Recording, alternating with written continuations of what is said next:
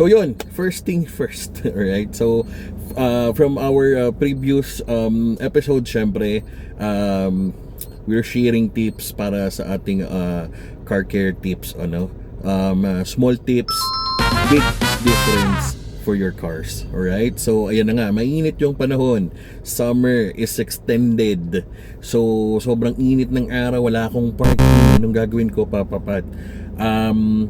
Ganito yan, make sure that syempre regularly ikaw ay nagpapa-car wash, kung hindi man ikaw nagpapa-car wash sa mga trusted shops. Alright, siguro kung nag-DIY ka, at naituro ko na rin naman kung paano yung ilang proper ways.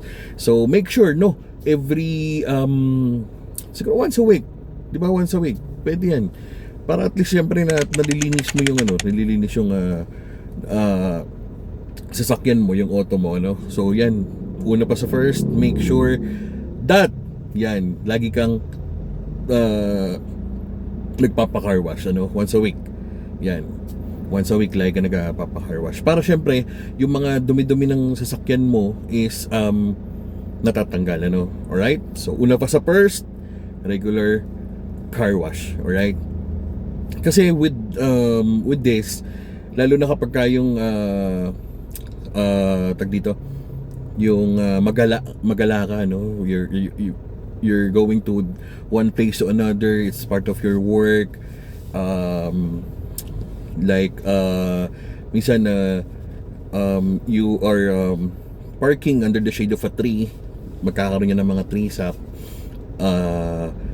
yun, magkakaroon ng tree sap, tapos meron pang mga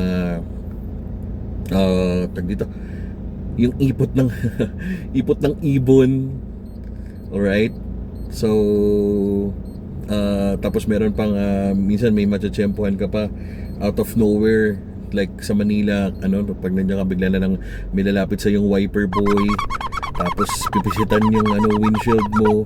Siyempre minsan yung hood madadamay doon sa mixture na ginagamit nila, and we all don't know what's inside that bottle, mga paps. So kailangan matanggal yung mga ganong bagay, kasi eventually kapag hindi yan naalis, o hindi mo napansin na meron palang ganon mga contaminants na tinatawag, mag-i-etch yan doon sa paint mo.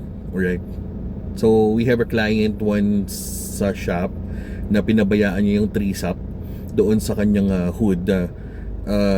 He don't know that this tree sap is making an etch doon sa kanyang pintura, and yun, naging isa na lang sila.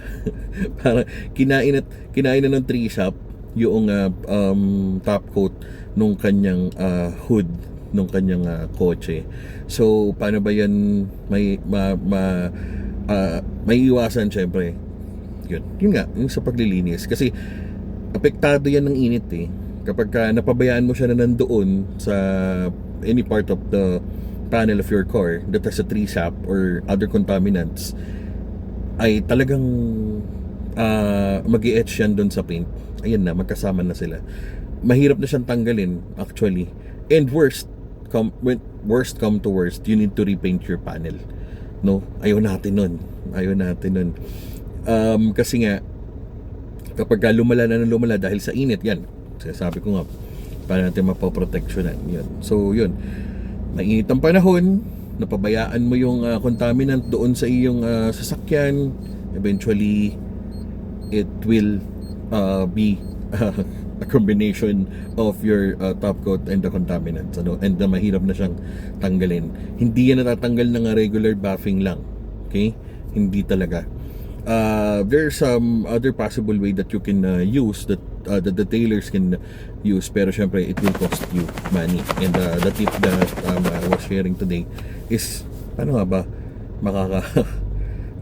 paano tayo makakatipid doon sa pag-aalaga ng ating sasakyan, because prevention is better than cure.